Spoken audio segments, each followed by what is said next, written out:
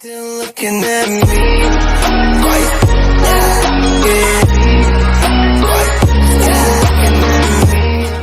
What's up, Mighty Gang? How you doing? It's your boy, the Multitasker, and welcome back to another reaction video. I have the latest request from Storm Shadow, in which the title is simply as the 5 facts of indie wrestling that you didn't know.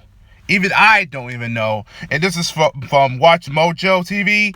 So I have no idea what this is going to be exactly about. But only way to sure is to watch it and see what it's all about of the facts that maybe I should know and probably I don't. And judging of this little crazy thumbnail, this is obviously from It's Always Sunny on Philadelphia, because this show is ridiculous. So, if you have any requested videos that you want me to react, I'll be more than happy to do so for the sake of entertainment. And don't forget to click that bell and you get a notification for reaction, music, gaming, and streaming. Now that's out of the way, let's begin. You're likely familiar with WWE, but have you ever explored the glorious independent scene? Welcome to WatchMojo.com, and today we're counting down the top 5 things you didn't know about indie wrestling. Before we begin, we publish new videos every day, so be sure to subscribe for more great content. Come along as we take a closer look at the world of the independent wrestling circuit. Hey, what do you say we get this guy into the mix? You know, he's probably got some experience, he could show us the ropes. Number 5, it's not always a decent paycheck. As is the case with music or the arts, those who participate in indie wrestling do it for the love of the thing, with very little hope for making a living out of it. Yes, some former indie wrestlers, like Daniel Bryan, Seth Rollins, or CM Punk, make their way to the big leagues, and independent promotions can be a great way to make a name for yourself. But just like any other area of showbiz, many will try, few will make it. For larger-scale indie promotions like PWG, more established wrestlers can make a pretty penny, with some choosing to remain on the indie circuit rather than take a WWE contract. But for the little guys starting out, this kind of gig is next to impossible. You need to love minor indie wrestling for what it is, a small-scale, heartfelt endeavor that might allow you to travel the country or even the world. But unless you're among the lucky few, it'll never pay the bills. Other people quit, other people just lose it. But if you're still there and you're consistent, you're probably going to end up with a job somewhere. Number 4, it's risky. Doc, I'm a professional wrestler. Risky, yeah. That's not a good idea. To many outsiders, wrestling is nothing more than over-the-top stage fighting, but don't let a fan of the sport catch you saying that. Wrestling, both at the indie and professional level, comes with significant risks. While the contenders in the ring work together to mitigate injury, the reality is it's an extremely physical activity that takes a toll on the body. In the major promotions, the wrestlers have the necessary support systems in place should they get injured. If you're an indie wrestler doing it out of pocket, an injury can not only take you out of the ring, it can also leave you unable to perform at your day job. In the minds of some, this is a necessary gamble, as they choose to take dangerous bumps in order to stand out among their peers.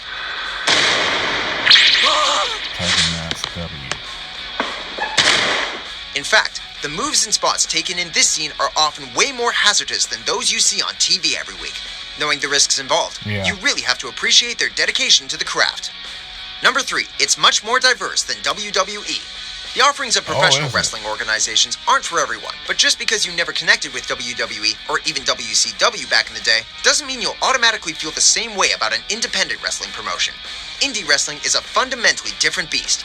Yes, it's still people beating the living daylights out of each other with a whole lot of theatricality thrown into the mix. But because of the local nature of these events, you see wrestlers with all manner of body types, personas, and individual styles. In this regard, indie wrestlers are encouraged to be themselves rather than go on script. You can witness genre clash from the likes of old-school British grappling to the Japanese strong style. But if you switch on Raw, you'll likely just see what's colloquially known as the sports entertainment style. All in all, it makes for a much more diverse experience, one that you just might enjoy. Number 2, it's all for the fans. They're ready to see a great wrestling show, and that's what we give them each and every time. Like we said, there isn't a lot of money to be made on the indie circuit, so why do it? Well, first and foremost, indie wrestlers do it for the love of the sport. But on the indie circuit, there's a lot more to it than just getting in the ring. Fans love their indie wrestlers, and the wrestlers love them right back. If you attend an event or talk to regulars, you quickly begin to understand that it's a real subculture, a scene, or in some places, a family. Yes, indie wrestlers put their safety on the line for little reward, but with fans this devoted, you can understand why. Number 1, some events are depressing, others are absolutely amazing. Because there's really no minimum entry point to indie wrestling, the events vary significantly in quality. Oh, goddamn.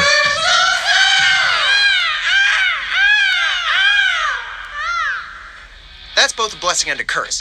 As previously mentioned, it means you get to see all manner of fighters step into the ring, but if it's an event featuring entry-level wrestlers put on by a fledgling promoter, it could make for a painful viewing experience. On the other hand, that very same scenario could result in some truly off-the-wall antics, the likes of which you've never seen before. With an experienced promoter and serious talent, you might be in for the show of a lifetime, and in an indie setting, you're always up close and personal.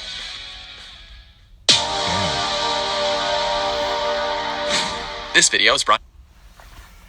Okay, well, at least I understand there's a big difference between indie wrestling and sports wrestling because, well, for starters, they are basically quote unquote independent, and even though you don't get paid much, but at least you get the thrills out of it.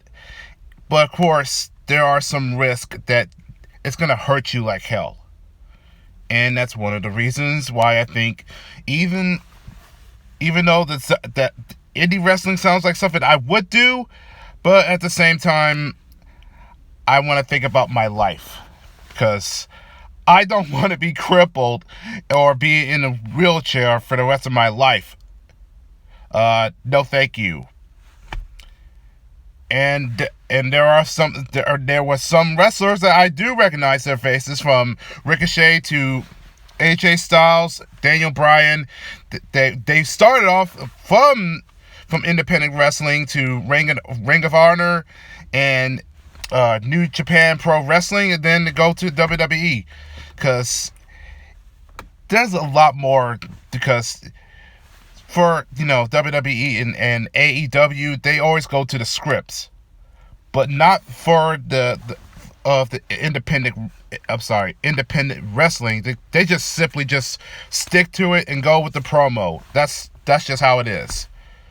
I just wish they could be a little bit more coexisting, but at least I get the idea of some of the facts. So that's something I can remember it, and yeah, I don't think it's not going to cut out for me. So no thank you.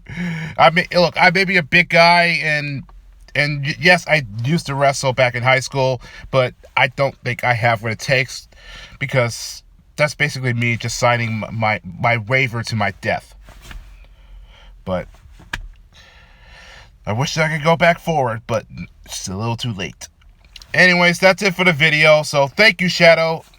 And as always, I'll catch you on the next video. So peace out, everyone, and enjoy the rest of the evening.